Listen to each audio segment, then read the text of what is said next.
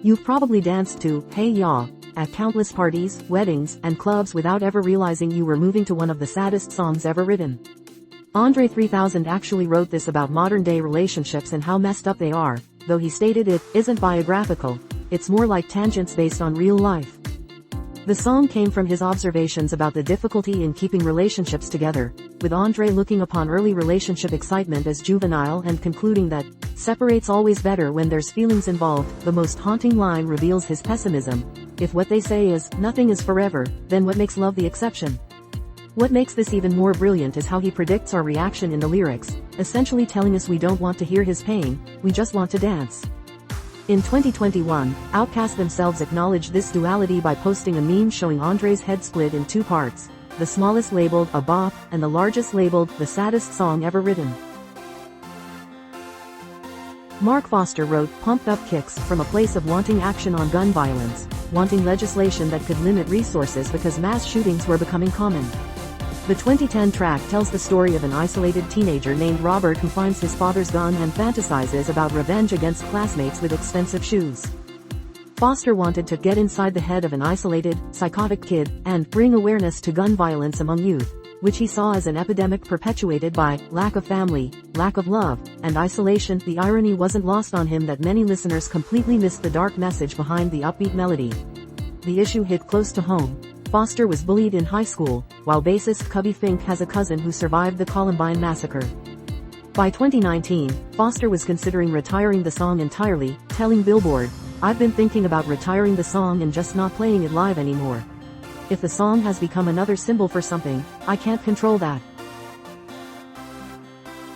Jeremy Della was 15 years old on January 8, 1991, when he walked into his English class at Richardson High School and committed suicide in front of a room full of students. Eddie Vedder was reading his morning newspaper when he came across the shocking headline, was struck by the story, and immediately felt the need to honor the boy. Thus the song, Jeremy, was born. What many don't know is that the song is actually based on two different true stories. The main inspiration from Jeremy Wade Della's newspaper article, plus Vedder's own experience with a classmate in San Diego who shot up an oceanography room. Della's father had enrolled them both in counseling after being called to school about Jeremy's attendance problems, but Pearl Jam's song describes a different child entirely, one ignored at home whose parents missed cries for help, which close friends and family claim couldn't be further from the truth. Della's classmate Brittany King spoke out against the song when it was released, saying, "I was angry at them for writing that song. You don't know, you weren't there, that story's not accurate." The Night the Lights Went Out in Georgia paints a vivid picture of Southern injustice that resonated with audiences because it reflected real systemic problems in the Deep South's legal system. While Vicki Lawrence's 1972 hit tells a fictional story of a man falsely accused and executed for murder, the song's power comes from its basis in actual miscarriages of justice that plagued rural Southern courts.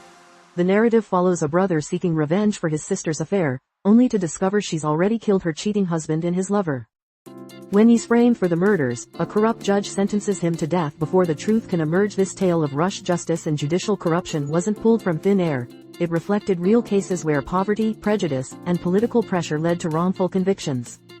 The song's enduring popularity stems from how accurately it captured the fear many felt about a justice system that seemed more interested in swift punishment than actual justice. Lawrence's haunting delivery made listeners feel the helplessness of watching an innocent person become a victim of a system designed to protect them.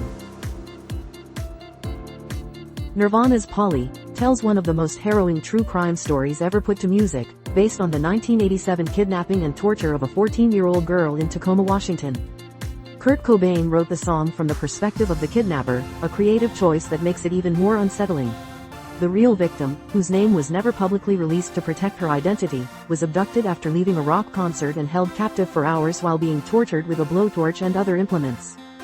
What saved her life was her ability to humanize herself to her captor by talking calmly and convincing him she was enjoying their time together. When he let his guard down, she managed to escape and immediately contacted police. Cobain's decision to write from the attacker's viewpoint was meant to expose the twisted psychology behind such crimes, not glorify them. The song's quiet, almost gentle melody creates a chilling contrast with its dark subject matter. Some critics argued that Cobain's approach was exploitative, but defenders pointed out that the song's disturbing nature was exactly the point. It forces listeners to confront uncomfortable truths about violence against women. I Don't Like Mondays by the Boomtown Rats emerged from one of the most chilling school shooting explanations ever recorded. On January 29, 1979, 16-year-old Brenda Ann Spencer opened fire from her home across the street from Cleveland Elementary School in San Diego, California, killing 2 adults and wounding 8 children and a police officer. When asked by reporters why she committed the attack, Spencer gave the eerily casual response that inspired the song's title and became one of the most quoted explanations for school violence in history. Bob Geldof wrote the song the same day after hearing about the shooting on television while on tour in Georgia. What made Spencer's case particularly disturbing was her complete lack of remorse and apparent randomness of the act. She had received the rifle as a Christmas gift from her father just months earlier. The song captures the senseless nature of the violence and society's struggle to understand how someone so young could commit such an act. Spencer later claimed she was under the influence of alcohol and drugs, but also mentioned she was just trying to liven up the day. The incident helped spark nationwide discussions about gun access and school safety that continue today. While Copacabana tells the fictional tragic love story of Lola the showgirl and Tony the bartender, Barry Manilow drew his inspiration from very real dramas he witnessed while performing in New York's club scene. During his early career playing piano in various Manhattan venues, Manilow encountered numerous showgirls whose lives often mirrored the song's narrative of glamour, love, and ultimately tragedy. The clubs of 1970s New York were filled with performers whose stories included jealous lovers, violent confrontations, and dreams that ended in heartbreak. Manilow took these real experiences and wove them into a single, compelling narrative set at the famous Copacabana nightclub. The song's specific details, from Lola's yellow feathers and dress cut down to there, to Tony's work behind the bar, came from Manilow's observations of actual people and places. What started as separate real-life vignettes became one of the most vivid storytelling songs in pop history. The tragic ending, where Tony dies in a fight and Lola loses her sanity, reflected the genuine dangers that many performers faced in that era. Manilow's genius was taking these scattered real experiences and creating a 3-act musical drama that felt both fantastical and utterly believable. Runaway Love confronts the harsh reality of child abandonment and abuse through 3 devastating verses, each inspired by real cases that Ludacris and his collaborators encountered. The first verse tells of a young girl escaping an abusive home where her mother's boyfriend has been molesting her, a scenario drawn from actual Child Protective Services cases. The second verse depicts a pregnant teenager thrown out by her parents, reflecting statistics showing that hundreds of thousands of American youth experience homelessness each year. The third verse follows a girl whose drug-addicted mother prioritizes addiction over her daughter's welfare, based on real stories from social workers and advocacy groups. Mary J. Blige's haunting hook amplifies the emotional weight of these narratives, while the song's structure mirrors the cyclical nature of generational trauma. What makes the song particularly powerful is how it avoids sensationalizing these tragedies, instead presenting them as urgent social problems requiring immediate attention. Ludacris used his platform to shine light on issues that many preferred to ignore, making Runaway Love as much a public service announcement as a hit single. The song sparked conversations about child welfare and inspired donations to organizations working with at-risk youth. Bob Dylan's Hurricane serves as both a protest song and a detailed account of what he believed was a racist miscarriage of justice in the case of boxer Rubin "Hurricane" Carter.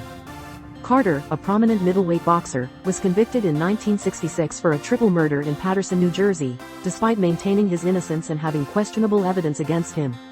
Dylan became convinced that Carter was framed due to racial prejudice in his outspoken activism, leading him to write this 8.5-minute musical indictment of the American justice system.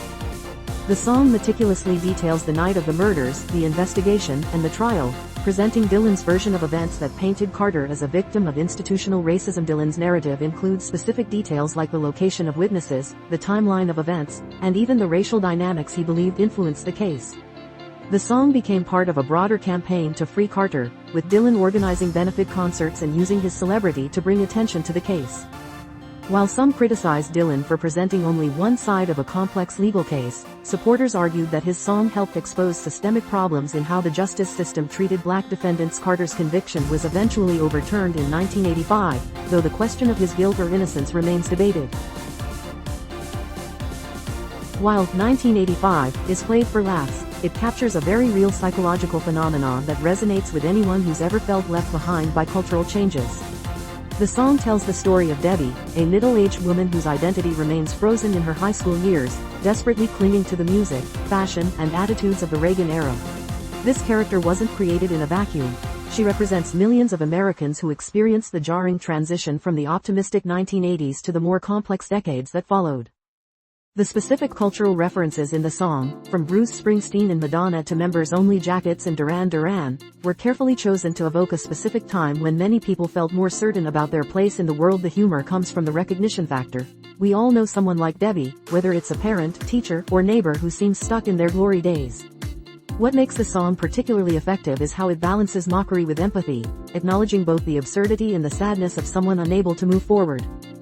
The line about Motley Crue becoming classic rock serves as a wake-up call about the passage of time that many listeners found uncomfortably relatable rather than being mean-spirited. The song ultimately celebrates nostalgia while gently encouraging people to embrace the present. Goodbye Earl presents domestic violence through the lens of dark comedy, inspired by real cases where abused women took deadly action against their attackers. The song follows Mary Ann and Wanda, lifelong friends who reconnect when Mary Ann reveals the extent of her husband Earl's abuse. Written by Dennis Lind, the song was inspired by actual stories of women who felt they had no other option but violence to escape abusive relationships. The narrative deliberately adopts a lighthearted tone to make a serious subject more palatable, but the underlying message addresses the real failure of systems designed to protect domestic violence victims. Statistics show that women are most likely to be killed when attempting to leave abusive relationships, making Earl's death seem like the only viable solution in the song's universe. The Dixie Chicks delivery, complete with upbeat instrumentation and cheerful harmonies, creates cognitive dissonance that forces listeners to confront their own attitudes about domestic violence and vigilante justice. The song sparked debates about whether it was empowering or dangerous, with some arguing it could inspire copycat crimes while others praised it for giving voice to women's frustrations with inadequate legal protections. The video's comedic elements, including Earl's body being fed to alligators, further emphasize the surreal nature of the story while maintaining its serious underlying message. Dancing with the Devil represents one of the most brutally honest accounts of near-death drug overdose ever recorded, detailing Demi Lovato's harrowing July 2018 experience that left them fighting for their life. The song serves as both confession and warning, describing how their heroin overdose resulted in 3 strokes, a heart attack, and temporary blindness and brain damage. Lovato wrote the track as part of their healing process, using music to process trauma that could have easily killed them. The lyrics detail the moments leading up to the overdose, the medical emergency that followed, and the long road to recovery that came after. What makes the song particularly powerful is Lovato's unflinching honesty about their own responsibility in nearly dying, avoiding the victim narrative that often surrounds celebrity overdoses. They describe the overdose as a suicide attempt, revealing the depth of their mental health struggles and addiction issues. The song's title refers to the dangerous game of using drugs despite knowing the potentially fatal consequences. Lovato's decision to share such intimate details about their medical crisis was intended to help others struggling with similar issues, demonstrating that even global superstars aren't immune to addiction's deadly grip. The wreck of the Edmund Fitzgerald chronicles one of the Great Lakes' most mysterious maritime disasters, when the massive ore freighter sank in Lake Superior during a November storm in 1975, taking all 29 crew members to their deaths. Gordon Lightfoot was inspired to write the song after reading about the tragedy in Newsweek magazine and became fascinated by the human story behind the headlines. The 729-foot ship, loaded with iron ore pellets, disappeared during a fierce storm with winds over 60 miles per hour and waves reaching 35 feet, but the exact cause of the sinking remains debated. Lightfoot spent considerable time researching the disaster, interviewing maritime experts and family members of the crew to ensure accuracy in his musical retelling. The song captures both the technical details of what likely happened and the emotional impact on the families left behind, creating a maritime ballad that feels both historically accurate and deeply personal. What sets Lightfoot's approach apart is how he treats the crew members as individuals rather than statistics, naming the ship's captain and acknowledging the wives and families waiting for news that would never come. The song became a cultural phenomenon in the Great Lakes region, where maritime disasters are an unfortunate part of local history. Lightfoot's respectful treatment of the tragedy helped establish it as a modern folk standard, keeping the memory of the crew alive decades after their deaths. While Stan tells a fictional story, Eminem drew inspiration from actual obsessive fan letters he received, including one disturbing correspondence from a fan who drove his pregnant girlfriend off a bridge in a scenario eerily similar to the song's climax. The track serves as Eminem's exploration of celebrity obsession and the dangerous psychology of fans who become too invested in their idol's life. Marshall Mathers had received thousands of fan letters, but some crossed the line from admiring to disturbing, containing personal details about the writers' lives and demands for responses that felt more like emotional blackmail than fan appreciation. The song's narrative structure, told through Stan's increasingly desperate letters, mirrors the escalation pattern that Eminem observed in real fan correspondence. What made the song particularly unsettling was how closely the fictional Stan's behavior matched real incidents reported by other celebrities dealing with stalkers and obsessed fans.